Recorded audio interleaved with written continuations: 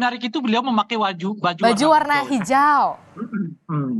Kenapa hijau? Itu kan pertanyaannya kan. Iya, itu Simbol-simbol kayak pertanyaannya. begini dalam kultur politik Indonesia itu penting dibaca gitu. Iya, ada Pertama, simbol-simbol menurut saya politik karena ya beliau yang kemudian harus diterka juga. Nah ini dia Bang Rey, betul. kenapa kemudian akhirnya Menko Polhukam Mahfud MD memakai baju warna hijau? Kalau dikatakan kan baju warna hijau seharusnya dipakai oleh Sandiaga Uno. Dalam yang hal ini kita jangan menyebut Menko Polhukam. Oke. Beliau sedang tidak menjabat itu dalam posisi ini ya gitu. Aha. Beliau sebagai bakal calon wakil presiden gitu ya. Oke. Nah jadi kenapa gitu? Pertama begini, saya juga sering mengatakan untuk urusan wakil presiden itu biasanya ditentukan oleh partai politik pendukung kedua. Pendukung pertama itu kan PD Perjuangan, mereka udah dapat jatah presiden kan.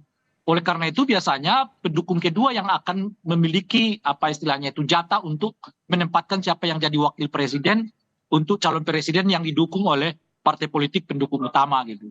Nah tentu saja dari 3 partai politik yang sekarang deklarasi kepada Ganjar Pranowo itu, yang salah satunya yang terbesar dan yang memenuhi syarat untuk mendukung secara formal itu adalah P3 gitu. Nah oleh karena itulah sekarang Pak Mahfud diasosiasikan sebagai orang yang didukung oleh P3, itu pertama. Kenapa P3? Saya sudah menyebutkan tadi. Yang kedua tentu saja karena memang Pak Mahfud juga punya hubungan yang cukup dekat dengan P3. Karena P3 adalah bagian dari pemilih adalah orang NU gitu ya.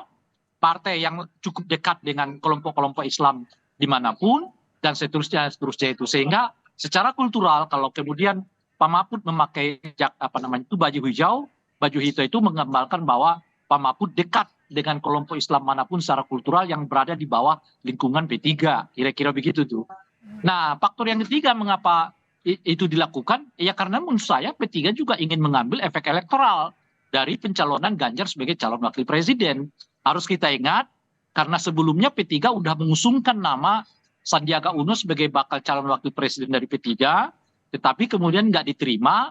Kalau kemudian kader mereka nggak diterima ya setidak-tidaknya asosiasi mereka lah yang dipilih sebagai wakil presiden, dalam hal ini adalah Pak Mahfud yang sekarang mau diasosiasikan sebagai orang P3 meskipun secara struktural bukanlah orang P3, kira-kira gitu. Dengan 3 alasan itulah saya kira tepat kalau Pak Mahfud ya menggunakan baju hijau, sehingga dengan begitu ya kan pertemuan ini kesannya adalah pertemuan nasionalis dengan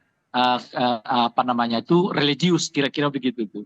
Pak Mahfud ya tentu saja mewakili kelompok atau para pemilih yang bernuansa religius gitu. Dalam hal ini tentu Islam moderat ya, kelompok politik Islam. Sementara Ganjar mewakili kelompok nasionalis gitu. Oke, ini